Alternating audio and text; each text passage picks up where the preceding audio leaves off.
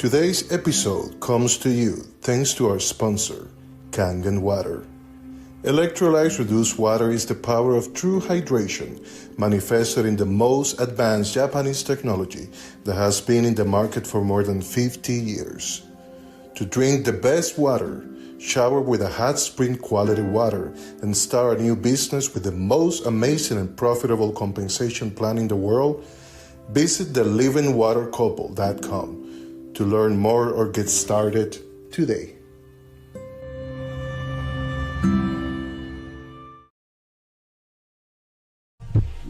Welcome to a brand new experience with innovative voices from all over the world.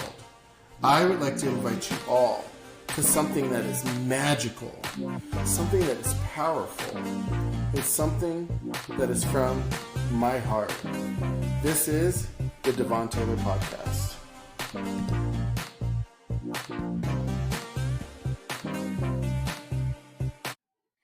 Hello all, and welcome to another episode of the Devon Taylor Podcast, where we have guests from all around the world tell their unique and powerful stories to not only allow their voice to be heard, but for you to feel inspired.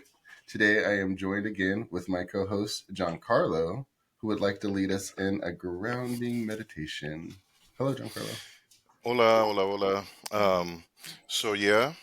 Right to it.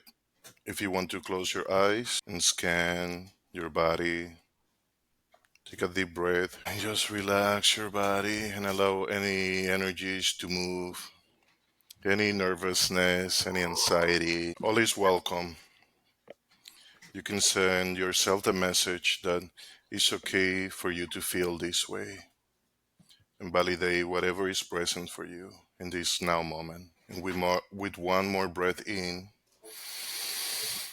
I'm calling on my higher self, and with your permissions, your higher selves as well. And we are creating a container of safety and of expression. And we are dropping our awareness into our hearts and allowing our hearts and our throats to reconcile in whole new ways today. Even safety in our root chakras to clothe us, and just take a moment to settle into that frequency. And for this whole podcast to be guided by our higher selves, and for the messages that are going to be shared to touch the hearts and the lives of anybody that will watch this. And with one more breath in, start orienting back into the space, into your room, and welcome to the Devon Taylor Podcast, everybody. Today we have Sara with us. Here we go. Yes. Thank you for that, Giancarlo. That was beautiful. I feel like the room is like lighter now. All right. So today we have a very special guest. We have an intuitive healer, singer-songwriter, and guide who is helping people access their own authentic voice through embodiment practices to heal the trauma that has kept them silent and their true voice distorted. So I'm very happy to welcome Sara Oakley. Hello, Sara. Hello. Thanks for having me on. I got a little teary during the drop-in. That was, I started to feel a little bit overwhelmed with gratitude just for my life. And I held an amazing event last night. And so I'm still kind of like coming down from that experience. It was so beautiful and special. Just feeling so much gratitude for being able to like do what I came. I love that. It resonates so much with me. I feel like even Giancarlo right now with where we're going with our lives. So I love that. Yeah. I'd love for you to, I mean, I know you were talking about your event, but I'd love for you to share a little bit about your journey to becoming an intuitive healer, to also a singer and songwriter. What's inspired you to kind of combine both of those paths? Yeah. Yeah. So, I don't know where to start. Should I start with when I was growing up or like my journey as a healer? So When you were oh, growing up. Yeah. I guess my journey really starts with being a very highly sensitive and empathic child, picking up on the energies of everyone around me, especially my mother, just a collective, like, like feeling girls, women, just not feeling safe to fully be themselves, right? Just taking that on and doing things growing up as a coping mechanism to like protect myself from the big bad world. So my mother was actually a social worker, and she was very passionate about protecting kids from abuse. And I actually have a really interesting story that, oh my God, I'm like just making this realization right now. So in the 80s, she worked with foster families. And this is kind of separate from me, but like, I think I'm just going to say it because it's coming up. She couldn't find any foster families to take in kids with HIV. She was the first person in the like government organization to allow gay couples to be foster parents in North Carolina. Wow. So that was my mom. Didn't know I was gonna cry. Mm. She's passed. So one of the reasons why she cared so deeply about protecting children from abuse is because she dealt with some horrific things in her childhood, and she didn't really know how to heal from those things that happened to her, except to work to try to make sure it doesn't happen to other people, right?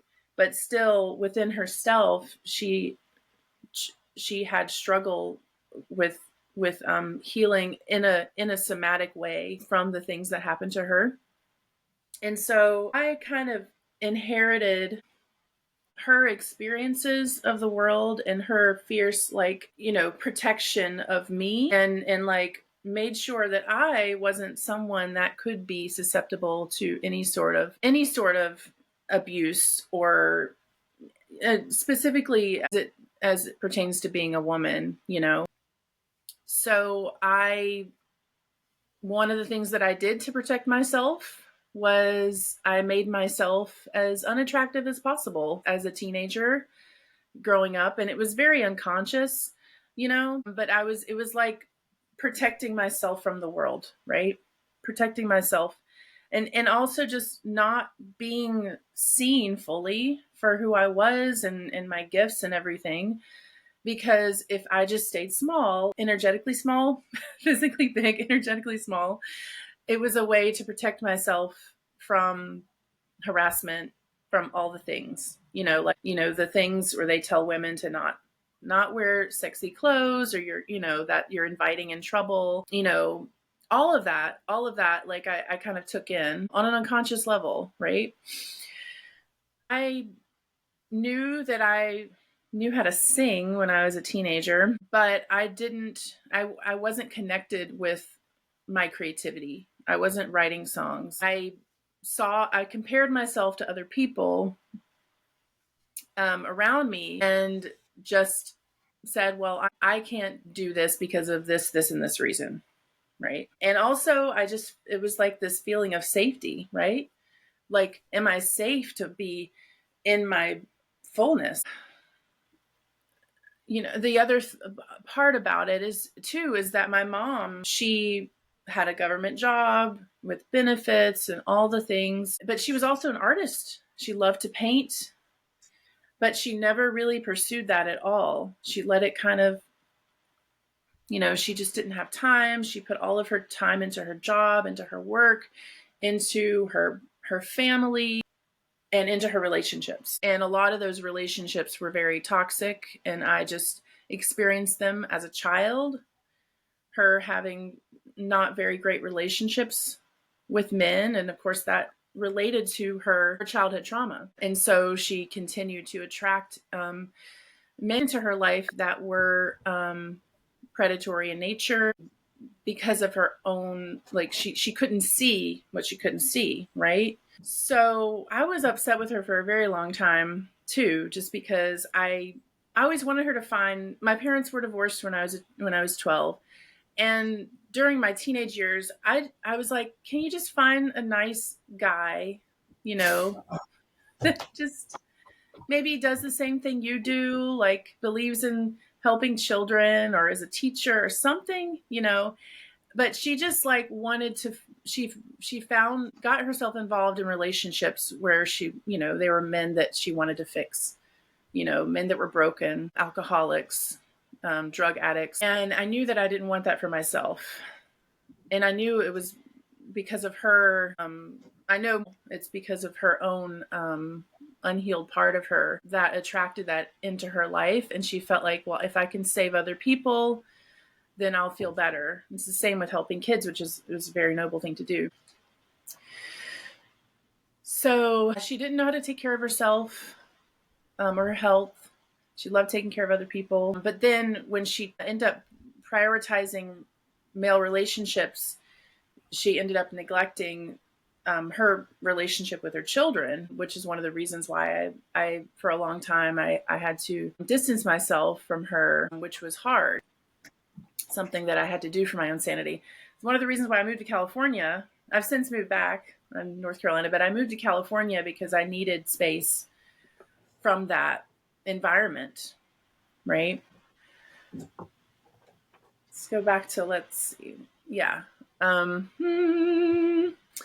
yeah, I was singing in high school, started college, and in the high school that I went to, it was a minority in my high school. How so? And I went to a majority African American, and I went to school with some people from the Dominican Republic, and it was a very diverse high school. And I was a minority in an inner city school in Charlotte, and I was in the choir.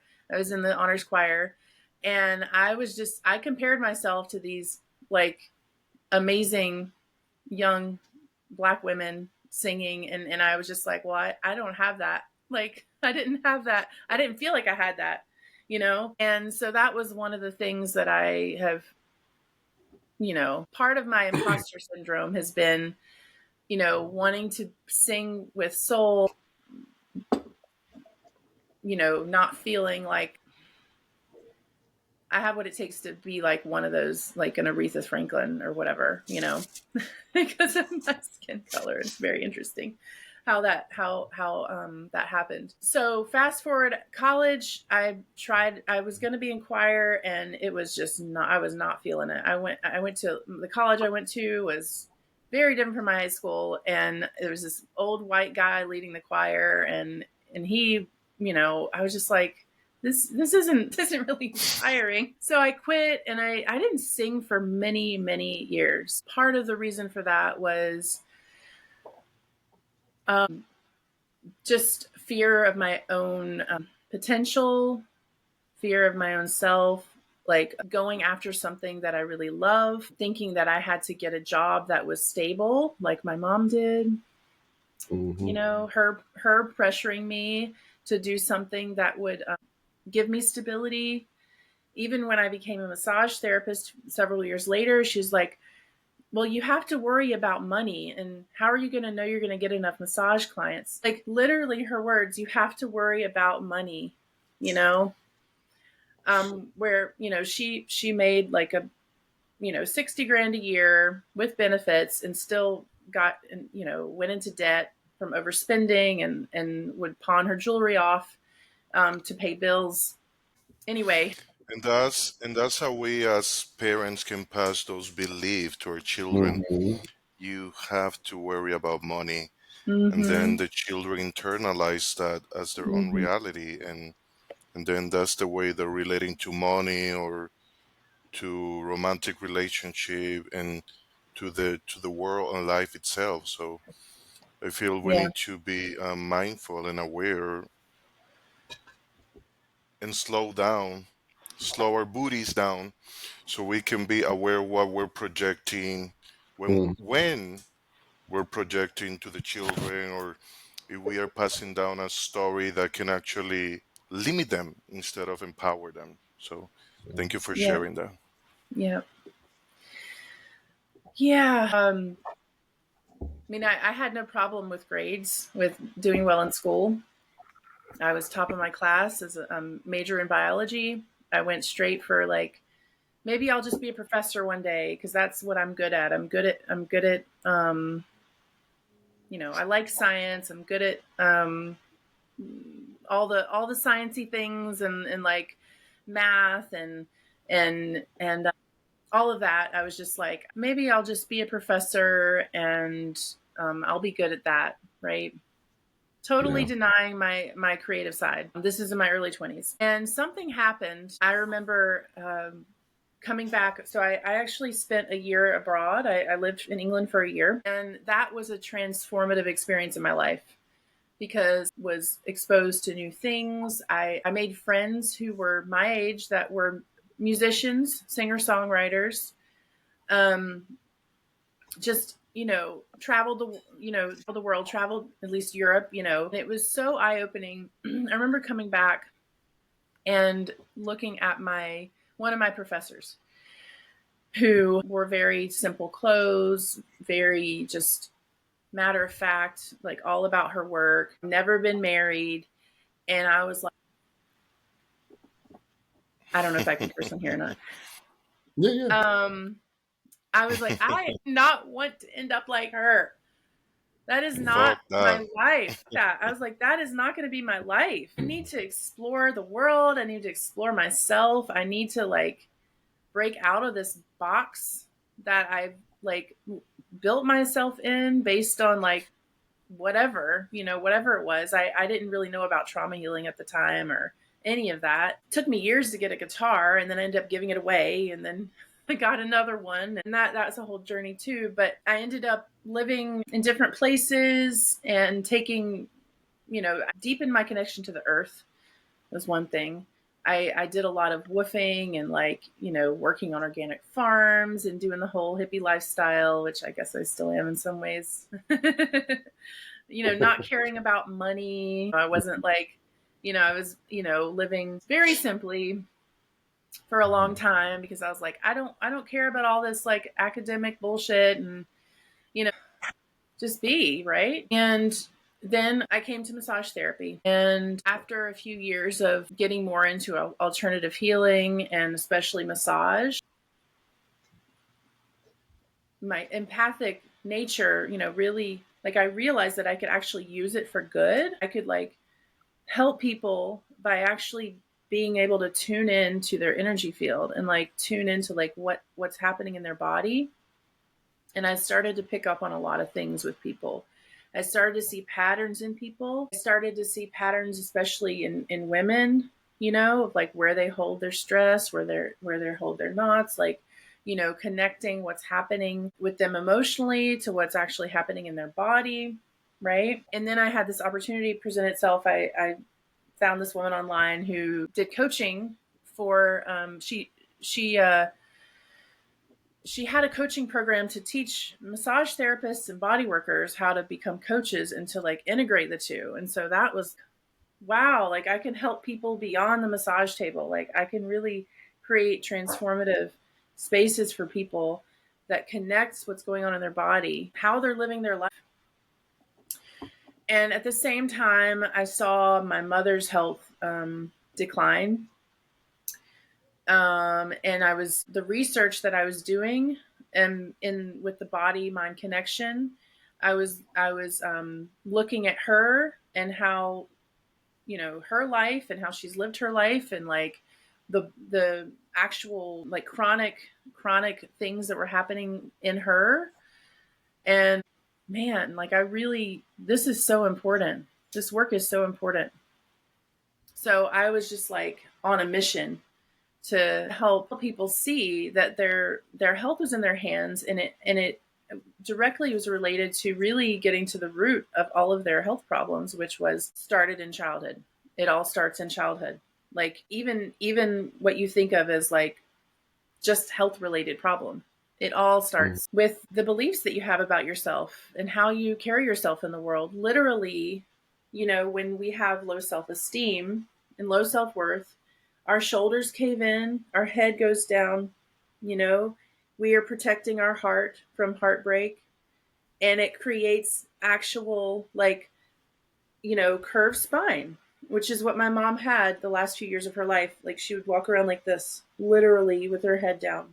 Like it created an actual spinal curve. And the same with chronic back pain. It's connected to the tension that's held in the sacral area from sexual abuse, and from just holding so much there, right? And you hold energetically, and then it creates physical constriction, right? So I was a massage therapist. I went to massage school in 2009, 2010. Didn't get my license until 2015 because I had another job. I was living in California. I just was like putting it on the back burner. Then I moved to Canada, got pregnant, and with we were engaged at the time. So yeah, my now husband. And then when she turned a year old, I decided that, I wanted to get back into massage therapy, or I wanted to actually try it out as a thing to do. That was 2015. So 9 years ago. A few years later, or a couple years later, I'm making all these connections. I'm learning about the body-mind connection. And then I go really deep into sexual healing work for women. I was kind of on a deep dive within myself, and I realized that it was like, I don't even know if I'm healing me, but I'm also like doing this to heal ancestrally, and like to find out how I can help the whole world, not just women, men, like really bringing people back to wholeness and union and holiness. And so fast forward to 2019, I'm almost towards the end of this coaching training.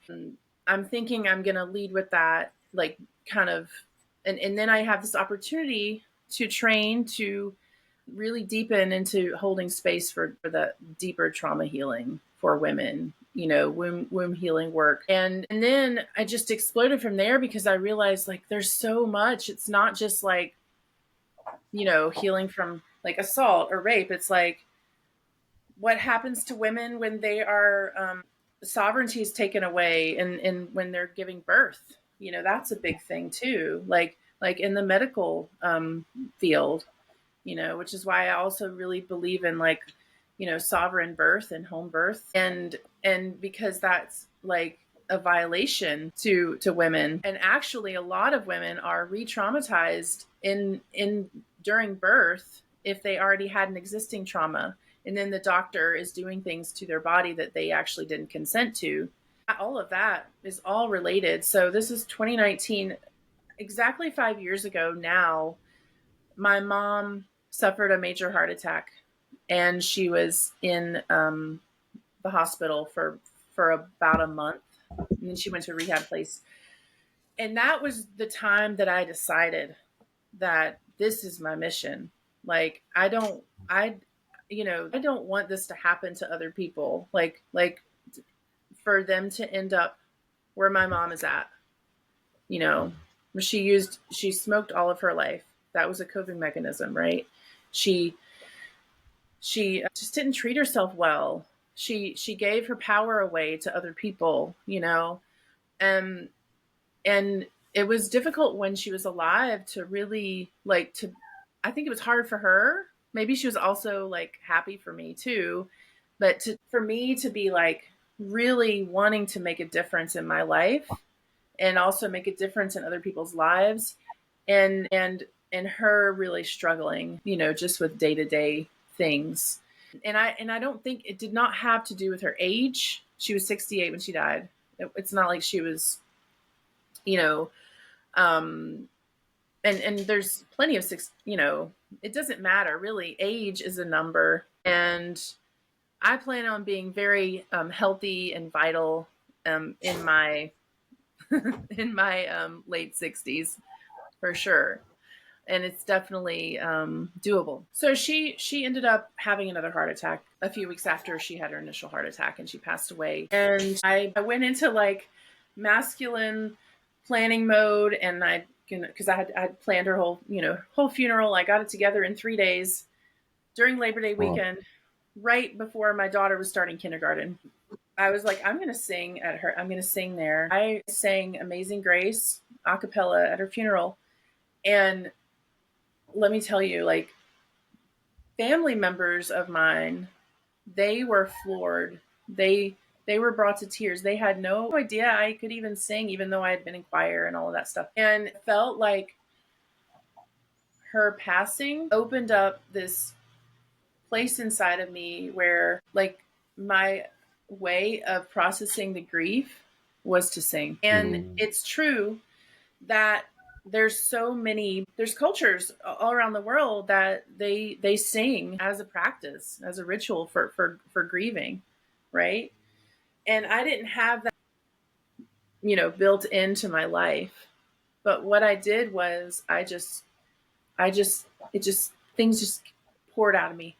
I would be driving, and I would get a download, and I would just press record on my phone, and I would just start singing. I would be taking a bath, and something would come through, and I would just start singing. And it was everything, kind of all the things that I believed in and like knew were like really important for like personal healing work. And like I kind of like was able to channel all of that into song and into music. And I really feel like my mother's death was like a catalyst for that to happen. I was singing a little bit before that, but it was just like the floodgates opened up, and I knew, like, okay, my voice is being used as a channel. And like I know also, like, my mother is assisting me from the other side, where she couldn't assist me on earth. She was assisting me from the other side. The So ways grief can open us up like that.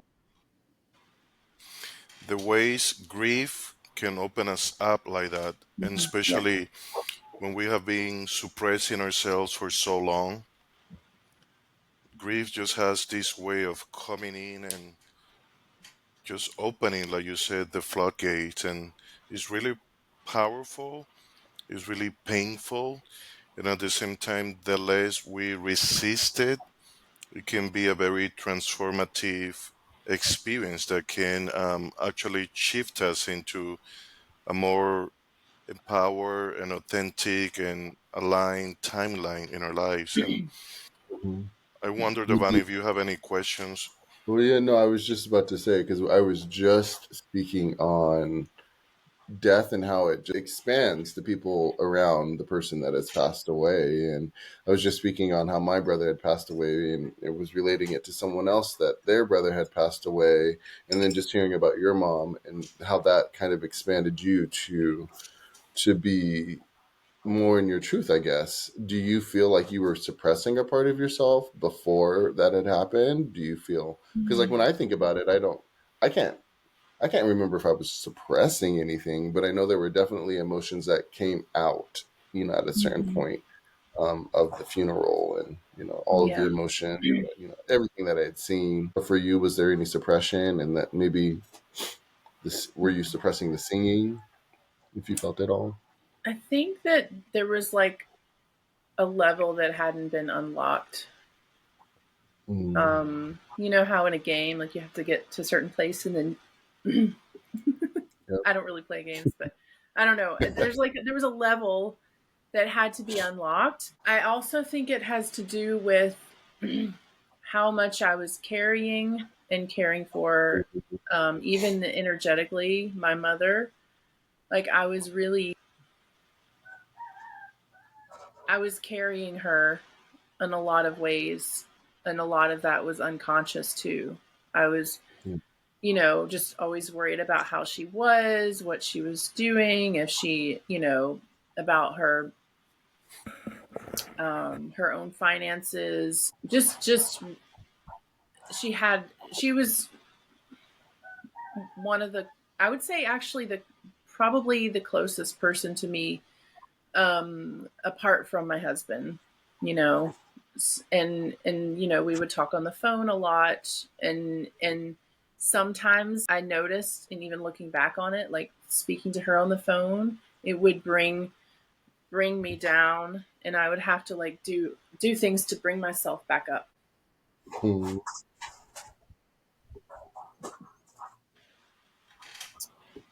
So because she was taking up space, and not that, you know, not upset that she was taking up space, but she was taking up like real estate energetically in my like field, right? So it kind of it didn't allow other space to be filled with other things that were just authentically me, because I had so much tied to her. You know, I came from her. It's hard to, you know, separate from a parent in that way, especially if you are still in contact with them all the time. Now, there were months that I wasn't in contact with her. That was when her husband was still alive. He died 5 years before she did. I don't like to call him my stepdad, even though he kind of was, because I was 20 when they met. I was already an adult, pretty much, when they met. I came home from a year in England, and he had already moved into her house, into, well, what I consider kind of my house too, even though I was living in the dorms. And anyway, I had to leave to get away from that situation. And it wasn't until he passed that I felt like I got my mom back. I could like be closer to home. And because he was, yeah, alcoholic, narcissist, like very manipulative, con artist, like did like sleazy sales work that was like conning people out of money. Anyway, it was bad. It was bad, and he was verbally abusive to my sister. He died before my daughter was born. I was 6 months pregnant when I flew home from Canada to help my mother plan his funeral, because she wasn't able to do it by herself. She was falling asleep because she was in the middle of the day, because she was on so many painkillers, pain medication. You know, I forgot what it's called. This stuff. You know, people get addicted to opiates, and she would fall asleep in her food. And I had to take her everywhere during that time, and being 6 months pregnant. So anyway, I didn't know I was going to talk about all this stuff. This is crazy. You know, it's like, That's what when happens. when you start your story, there's so much that. Yeah. And so back to the singing and stuff. Like, I really feel like sometimes it takes something outside to make it happen, right? But what I've found is that there are certain ways that you can connect to that part of yourself without someone having to die. You know, there's practices that I lead people through to help them get in touch back in touch with their own voice. But it's not, you can't start with the voice. You can't start with that, and you can't start with the expression. You have to get to, you know, what is it that made you deny that part of yourself in the first place, right? So that's what where the healing part comes in, is getting back to the root of why you are the way you are, why you suppress yourself, why you self-silence yourself. And a lot of it for women especially is like mirroring the silencing of women in general, and of the feminine. So I'm all about uplifting, you know, women and their voices, and like claiming their own truth, and really from a place of like their own wholeness within them, and like, so really helping them find what that is and what that feels like in their body. You know, my mom, she suffered from dissociation and all of that too, as a way to cope with her own stuff. So the singing for me is really it's the byproduct. It's the outcome of the work that I've done for myself. So what I'm coming back to more and more now is that I really want to support people in finding out what that is for them. It doesn't have to be singing, any sort of creative expression. So I was working more with vocal expression work, but I found most recently actually, that my gift is actually helping people find out what their thing is, right? Like what their thing is, what they came here to express. And they can't do that when they're hiding behind, hiding from the things that they don't want to look at, like the really hard stuff they don't want to look at. And I've actually, recently connected with clients of mine that literally told me, like, this is something that I haven't looked at, haven't wanted to look at it. Something that you said sparked it in me, and I want to actually deal with this now because you're showing me that it is inhibiting my creative potential. They didn't connect the creativity part of their lives to their trauma, but they're very intimately connected, right? So now when I meet with people, I'm like, okay, what is it that you want to do? And helping them really connect those dots, like building the bridge, right, between their experience, their life experience, who they are, and really showing them that, like, who they are right now is based on how they've seen the world, what they've experienced that at the time wasn't their fault. But now that they're adults, it's time to really take ownership of that. And they can actually make a difference and make changes. And then once they can do that, then they'll be able to inspire other people to do the same. How do you help clients of yours to take ownership, and especially when they are resisting a lot of heavy stuff that they haven't dealt with?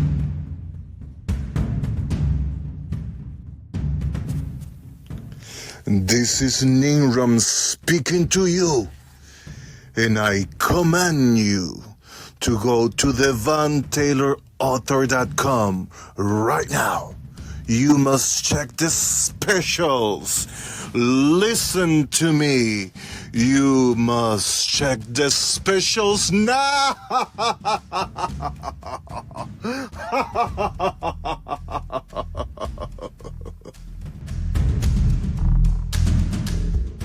With Yeah, it starts first with understanding their own boundaries and their own, like, mostly energetic boundaries, and starting with the body and what it feels like in the body to take up their own space and taking ownership. It's not easy, especially when it's things you don't want to own, right? It's not easy. But it's a little bit of, like, asking the right kinds of questions for them. Like, hey, I see that you're doing this, that there's this pattern, and I'm wondering how that is that really something that you want to continue, and get them, digging deeper into, like, why is that still happening? Like, what is, like, there's something, if you run across a person, for example, like if you're involved in certain types of relationships and it's the same personality type, 3 in a row, it's like, it's not them. It's actually something in you that's attracting that. Because not everybody there, the world isn't made up of, like, only these types of people. Like, there's only narcissists out there. Like if you yourself are only attracting that, then, like, it's really time to, like, claim, like, what part of yourself is attracting that. Not that that's wrong. It's just a reality, because that's what happens because people that have narcissistic tendencies, and I'm not an expert on narcissism at all, but I'm just like, if people have those tendencies, then they're going to seek out people that are people pleasers, that allow themselves to be used by other people in that way because they haven't claimed their own sovereignty, which starts with bodily sovereignty. Especially the case for a lot of people that have suffered abuse, is they identify with that abuse and being abused. And so they, that's all they know. In that way, they're attracting that energy towards them because they haven't fully claimed who they are and been able to take up space and, like, feel what feels like in their body, so yeah, it comes back to like really embodying that, like really embodying fully who you are and your wholeness, so that, like, if you are dissociating from your body to cope with trauma, then there's going to be a place for those other energies to come in, right, from other people. So yeah. Thank you for explaining that.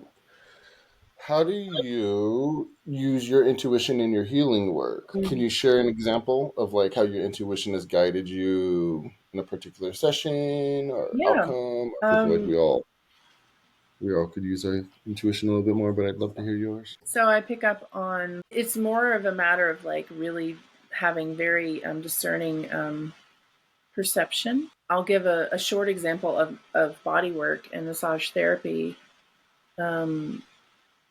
The more that you are sensitive to the person's energy and what's going on in their, just because it all starts with energy, but like I can really very quickly find the area where people need where people have tension without, like, because you can't really see the knots, but you can sense them with your hands. So that's more of like a perceptive thing. In my healing sessions, where I specifically work with healing trauma to the lower chakras, and I have had a couple of male clients too. I just primarily work with women because they're more open to it. But when I work with clients in that way, I pay attention to their breathing. If they're breathing deeply, breathing shallow, if they're able to. My healing sessions require keeping eye contact. Well, requires a big is pretty, but it's being present in the experience. So it's not like eyes closed, kind of receiving healing work. It's like being able to be present with me, and I'm like holding the space for you so that you can actually have a mirror reflected back at you. So if people are constantly closing their eyes, for example, then I know that like they're dissociating. They're like, they don't want to be there, or they're going into their mind, right? If I can just tell, like, if someone's like really dropped into their body, right? And that's intuition is more of like a somatic based intuition, rather than just like a very fine-tuned perception that I have, both energetically and also like physically with a lot of the work that I do, it's both physical, somatic, and energetic, and because that's where people hold stuff, and there's I don't work so much in the higher realms, but I think that they're important. And I definitely bring that in when I do my work. I also, my sessions that I offer, because they require so much of me as a practitioner. I'm not talking about just like a massage therapy session, but like the healing work that I do, especially when it's around something that's very, very intimate and very hard for someone to be able to process. Maybe I have to prepare myself. I become, the vessel for God to work through me. And I have to clear my own energy field of anything that doesn't serve that person and serve the session. So I don't know if that's a question. a No, good that's a answer beautiful. for intuition, but that's Yeah, I what I got. love that. I Yeah. loved what you said too about, because I wanted to ask you about that. I know, Giancarlo, you may have a question too, but this was just so intriguing to me about what you said about men and women, and how women are a little bit more open to just receiving your services than men. I wanted to just hear your opinion. Why do you think that is? Because I find that very common too, where even some somatic practitioners that we've worked with or that we've met, they've noted that as well, that just women are just a little bit more receptive and open to the work. Mm-hmm. Why do you think that is? Well, for one thing, there's a lot more shame. Uh, Men have a lot more shame that they keep hidden than women. It's a lot harder for men to talk about certain things, especially if it relates to sexual assault and abuse. There's not a lot of men talking about that, although it is increasing. I have seen some men out there talking about it. I just saw something on Instagram the other day, and I shared it with a friend of mine. So I think a lot of it has to do with there's that men carry a lot more shame around those experiences, and feel like, men in this culture have to like just tough it up, and like just like not be in touch with their feelings, right?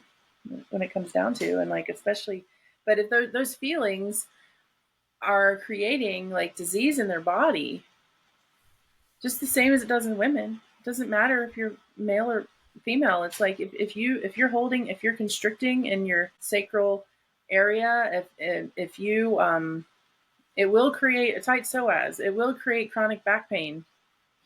You know, if you're holding that in and then you're burying it in shame, you're just gonna, and then you go to a massage therapist, like I was for like only a massage therapist for many years, and you're like, I need you to like fix my back. Then it's like a band-aid. It's like, temporary relief. Because the root is emotional and energetical, and that is manifesting in the body. Mm-hmm. Mm. Yeah. Well, yeah, I was going to say, like, I don't think a lot of men even understand that. Like you said, it's like they'd rather get that quick fix, and they're thinking that that's like, remedying the whole situation, and really it's something so much deeper. Yeah. Hmm.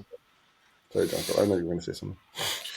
Before, as you were describing your relationship with your mother, it sounded and felt like to me that, and if it's okay to talk about this, there was some level of enmeshment trauma in your relationship with her. If Mm-hmm. you are open to, can you please share about that? And also, how did healing from that look like for you?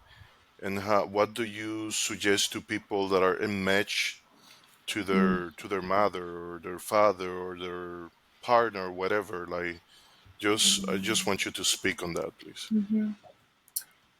Yeah. So And what is enmeshment trauma too for people that doesn't know? enmeshment trauma. Oh, yeah. So a lot of times when parents don't know how to deal with, like, they lack strong boundaries. They don't know how to process their own emotions apart from their children. They tend to bring the child along, you know, and so the child thinks that they need to help fix their parent, be in charge of the parent's well-being, even when they're children, be the parent in some ways, or sometimes be the partner in the case of men. Sometimes when men have enmeshment traumas with their mothers, they act and it becomes emotional incest. And so that's enmeshment trauma in a nutshell. So with my mom, yeah, I just felt like on one side, I wanted to make her proud of me. Then and she wanted me to go out and do what I wanted to do. But at the same time, she wanted me to do it in a way that made her feel safe, right? And so I wanted her to feel safe unconsciously. I wanted her to feel safe. I wanted her to know that I was okay. So I never really did anything that made her worry about me. And not until my 20s, I was like a really good girl, really good girl, Girl Scout, um, straight A student for the most part, like never got in trouble, never went out, never even dated. That was like my own, like, I don't know if it was a choice or not, but I wasn't really living my life. And the interesting thing is that my husband has similar enmeshment trauma with his mother, and it manifested in different ways because of their dynamic, right? And so that's again how people trauma bond, because they both have similar things with their parents, of course. So what I would say, like healing from that, I think the first thing that I would say that was important for me to do is to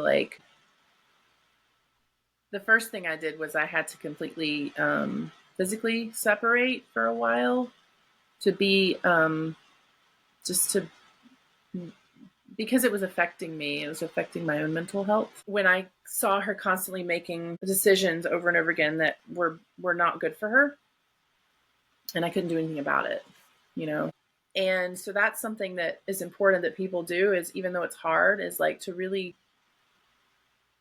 you have to take like an actual break from the relationship if it's not healthy for you. And the second thing would be to like learn to reparent yourself in a way that is going to also help you just heal that part of you that felt like, if you felt like your parent just was not there in the ways that you needed them to be there, then you can be that way for yourself. And you can't do that if you're constantly worried and enmeshed in your actual parent.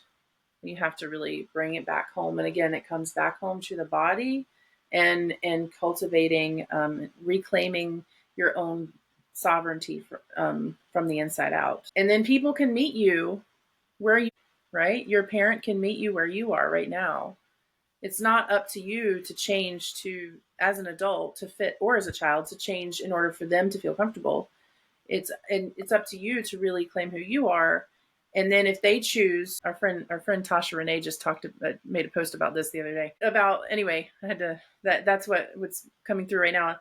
You have to, like, you're not going to budge necessarily. Like, you can have an invitation for them to come into your life and have it be on your terms, right? So good. I would just want to, I don't want to switch gears too much. I want to stay with what we're talking about with, just your work.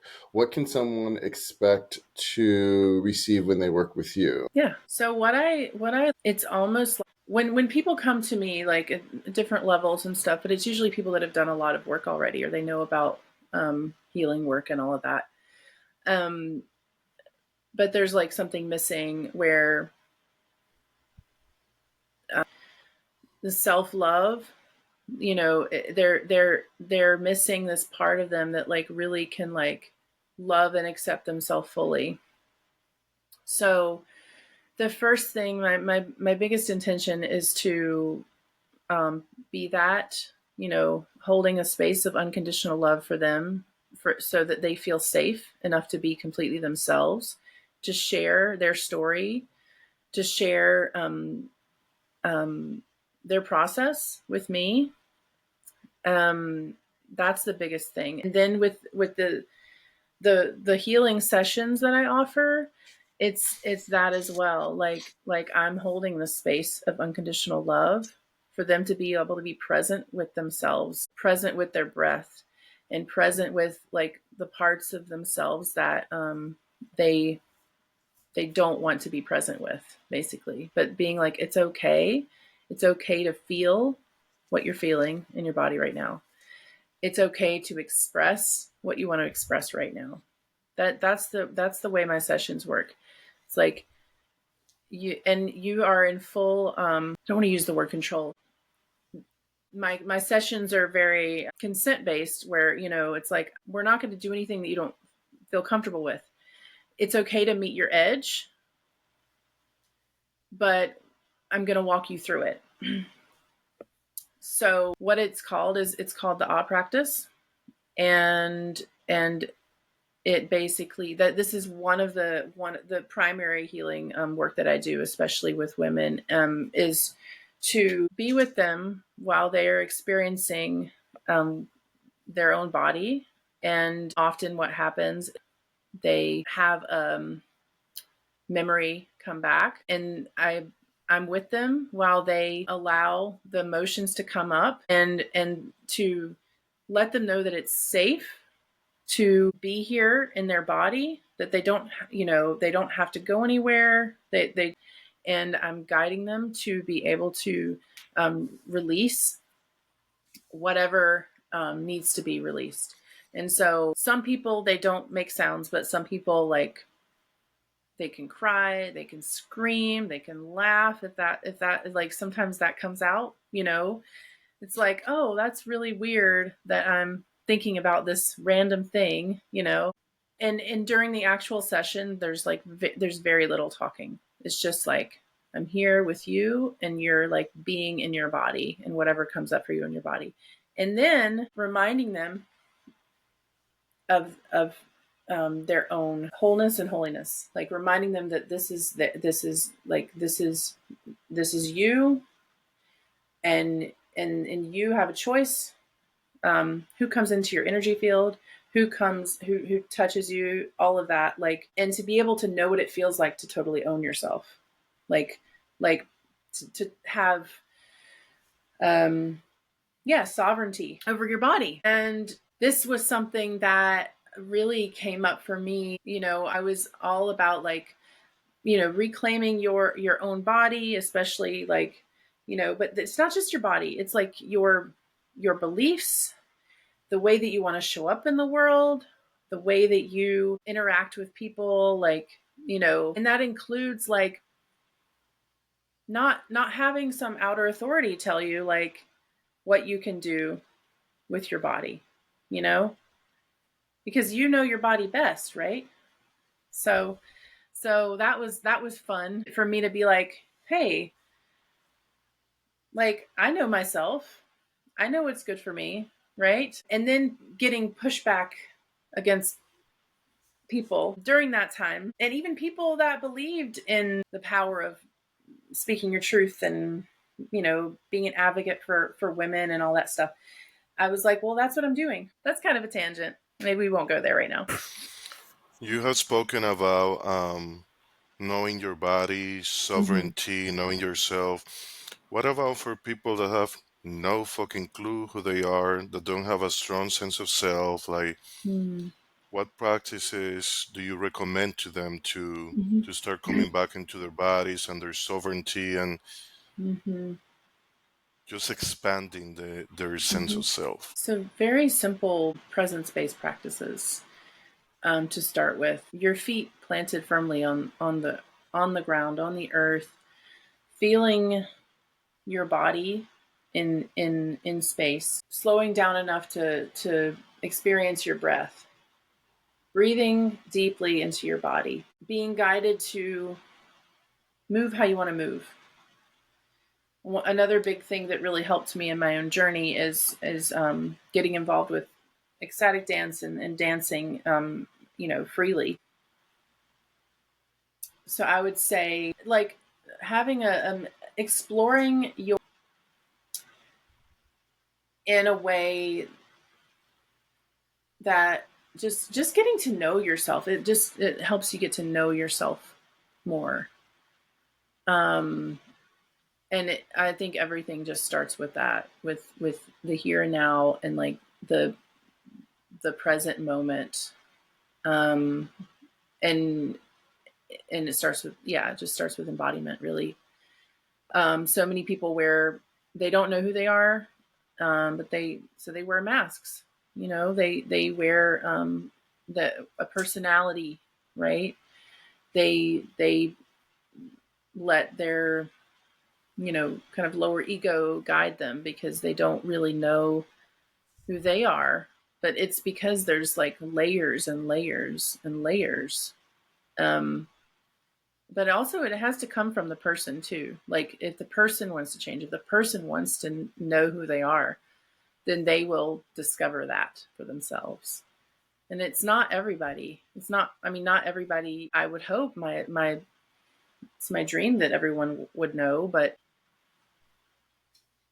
the people that I work with are the people that desire to know themselves more. I Powerful. love that. That's exactly why I'm doing this podcast. To be very transparent, I struggled with knowing myself for a very long time, with my vision, with where I want to be, with who I am, with what I'm presenting to this world. Even to this day, I still struggle. So I'm so glad that you spoke on that, because I know a lot of people that may be listening to this podcast may be struggling right now with who they are and what they want to do. So I'm hoping that through each episode, as we interview people like you, Sara, that are just telling their stories in the most authentic way and showing, that you can find yourself through this journey called life. There is light at the end of the tunnel. So thank you Yeah. for just sharing your experience. I didn't want to do this, but I kind of wanted to go off of a different topic because we're related in a different way as well. And I kind of wanted to get your insight on Sure. water and how it's changed your life, and what it's brought to you, because that's really how I think we were first initially connected, or I don't know if that's at least how I know you. And I know you and Giancarlo have connections outside of that, but I'd love Yeah. to hear, yeah, what your experience has been with the water, how it's changed you, and any advice you'd have to anyone that may be teetering the fence on changing their. Are you ready to transform your life with the power of living water? Hi, I'm Devon Taylor, and I want to share an incredible discovery that's changed my life and my family's life: living water. Imagine waking up every morning feeling refreshed, energized, and ready to conquer the day. With living water, it's not just a dream, it's our new reality. We've been sleeping better, eating healthier, and have more energy than ever before. But that's not all. Our secret to this newfound vitality is available to you too. Visit our website at thelivingwatercouple.com and discover how living water can revolutionize your health and wellness. And there's more. Tune into our podcast, available on all streaming platforms and YouTube, where we dive deep into the science and benefits of living water. Hear from experts, satisfied customers, and learn how you can make this life-changing decision for yourself. But don't wait too long. Prices for our water machines and supply are going up in July 2024. Now is the perfect time to invest in your health and well-being. So, head over. Remember, living better starts with living water. Living water, drink, thrive, and live your best life. Visit thelivingwatercouple.com today. Water. Yeah. So I feel like I started singing right before I started drinking the water, and then I think it just really helped kind of open up more and more, and like clearing a lot of just like even just emotionally, like clearing a lot of stuff from my system, and actually helping me with the grief process as well. Really reclaiming my health, and my relationship to my body as this vessel for healing. In order to do that, water is so powerful. As we know from like the water crystal experiments and all that stuff. Like if the water that you drink has a lot of impurities in it, it's going to affect your body. And then also when you're drinking more water and then you you are thinking positive thoughts, and then that affects your body, because the water changes and is even more healing for you. If you're sitting around thinking negative thoughts all day and then drinking the best water, then it's gonna it doesn't matter what kind of water you're drinking, right? But the water definitely helps, because it as it gets into your cells faster, and so it has a powerful detoxing it has the potential to do that. I don't know how to say it without saying it, but you know what I mean. But literally, the molecules are smaller, so it gets into the cells faster. So then it can carry things out in a more efficient way. Yeah. Um, yeah. I think I wrote like a really quick song about water too at one point when I was really involved with the business. I just felt so called to really deepen into my healing work, and I just was like, I felt, because as a projector in human design, I felt very pulled in so many different directions, and it was really important for me to like come back to a more simple way of being of service in the world. And so people that come to me, then I share about the water. Like one of my longtime clients also gets water from me as well. So yeah, it's great. I love it. Thank you. I just love getting everyone's perspective that's experiencing the water, just because I feel like it's so beneficial and a lot of people aren't taking the time to really hear what we have to say. So we're going to reiterate it. Yeah, But thank you. definitely. And I just wanted to say that if you guys have noticed that the van has been moving, or if he looks like he's disassociating, he's not. We're just fostering 3 kitties and they're trying to eat his feet in that room. That's Eat my why. feet, eat my back. There was one point when Sarah was talking and one jumped on my back with its claws and I was like, so yeah, it's been a fun experience. Can I say one Yeah, last thing? And I'll just share what please. my event was about last night. Yes, So absolutely. I held an event in honor of Mary Magdalene, um, where I live in Asheville, which so many people that are connected to her, and a lot of my work is she's one of my guides, one of my work, because unconditional love of the divine feminine, and so and her relationship with Yeshua really is a good model for sacred union, which I know that you guys know about as well. Um, so I just wanted to share that, and it was a really sweet gathering and so powerful. And there was singing as well, which I didn't do during this time. I can still. I was gonna say, did you want to share a song or like Yeah. if there's Wait, any? I want to answer a very specific way of doing the Okay, song, okay, and okay, I've been okay. Sorry. waiting. I've actually been waiting all this Let time. me let me Before my I didn't plug my computer in. I'm about to lose battery. Let me plug it in first. Yeah, these kitties are something else today. what was that? So these kitties are something else today. One of them jumped on me. So before I ask you to sing a very specific, I just wanted to say that when I was getting like my sacred space ready, and I asked which crystal wanted to be with me and with us for your podcast, this tiger's eye was like, I want to be in. And then he started speaking to me and he said, oh, interesting that I'm saying he. It feels like a masculine energy. He said, yeah, because there's so many gifts and talents that are coming online for Sarah.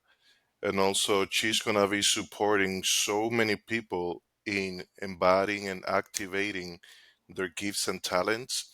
And he also said, and there's so many more gifts that are ready to come online for Sarah, and that she has not even like touched the tip of the iceberg yet.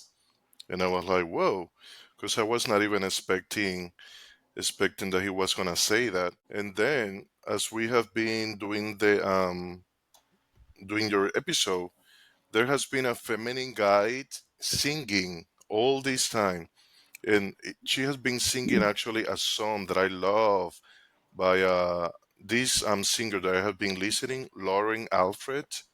She has this beautiful and powerful voice, and the song is called I Hear Your Voice.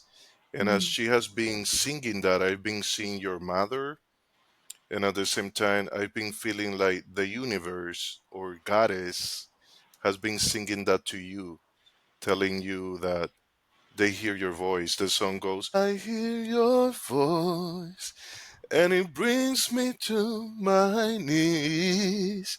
I'm gonna send you the link because it's such a beautiful song. I've been listening to it every single day. Mm. And what I wanted you to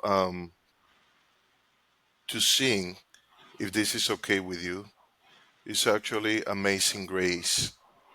And the intention behind this is that I want you to sing Amazing Grace to anybody that maybe has lost their mother or their father or their son or a loved one, and just to dedicate it Mm. to them from that place in you that also knows what it feels like and what it is to lose your mother and a loved one. So if that's okay with you. Yeah. I think I'll just I won't sing the whole thing because I don't remember it all, but yeah.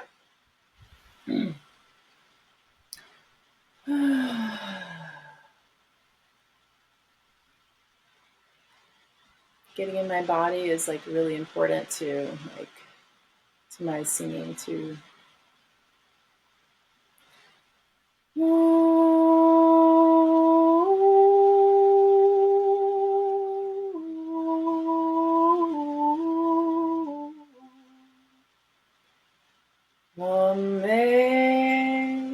Amazing grace, how sweet the sound that saved a soul like me. I once was lost, but now I'm found. Was blind, but now I see.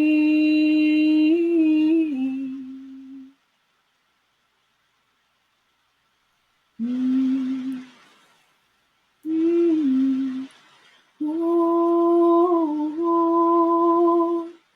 ooh, ooh,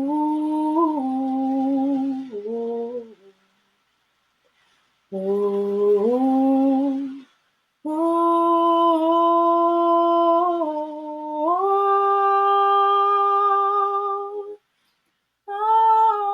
oh, oh, oh, oh, oh.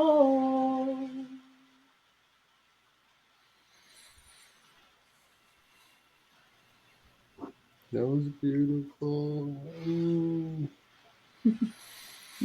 I feel the soul. Okay, you said you went to an all black school? I felt that soul. Okay, Mhm. okay. That was beautiful. Thank you. That Thank was you. really powerful. I felt electricity all over my body, and I saw my crown open, and Mm, I just felt your soul too. mm, Um, this is my new favorite episode. I'm Mhm. so, I feel I'm gonna start crying. mm. I'm so grateful that you came on. Me too. Such Thank powerful you. medicine. I love your story. I love how grounded you are, how clear, how connected you are to your heart. I just want to really honor you and celebrate you. And I'm just holding that frequency and intention with you for you to continue touching the world because you Mhm. fucking did it today. Thank you. Thank you so much. Is there anything you would like to leave before we Mm, get out of here? I know I want to get everyone to get your social medias and mm, whatnot, but any special message you want to leave anyone with? mm. Just to say that every single every single person is a vessel, and for the divine to work through you, every single person has a gift to share.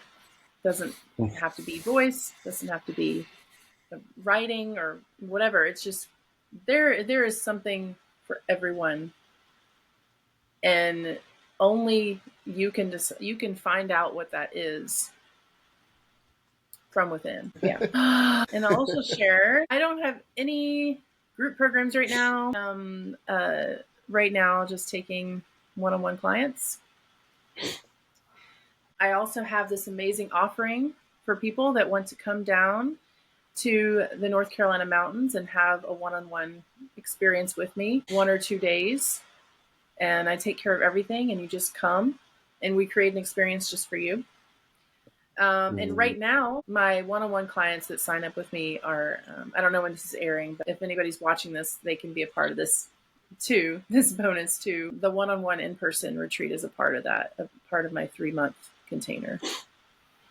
So how that's can what I they have. contact you? Where can they find you to enjoy that What are all your experience? social media? You can connect with me on Facebook, Sara Caroline Oakley. On Instagram, I'm Spiral to Wholeness. I changed it back from embodied vocal expression just to encompass all of my wholeness. And my website is kind of under construction, but you can come to it and find me that way. And it's spiraltowholeness.com or saracarolineoakley.com. It's easy to remember because it's the same as my Facebook things. Yeah. Perfect. I will make sure to leave all of the links in the show notes. So if you guys want to follow Sara and book a session with her, you can definitely do that. Thank you again, Sara. We appreciate you so much for being here. This was a powerful episode. Yeah. It was with all the powerful. It was powerful for me. It was Mhm. unexpectedly powerful. Mm-hmm. It was way more powerful than honestly I thought it was going to be. It surpassed my expectations. My cup is full, and with my living water, cheers. Cheers to Yeah, that. I've got to get some of that too. Thank you. All right. Well, until next time, thank you again, Sara. We will see you guys on the next episode. Toodles.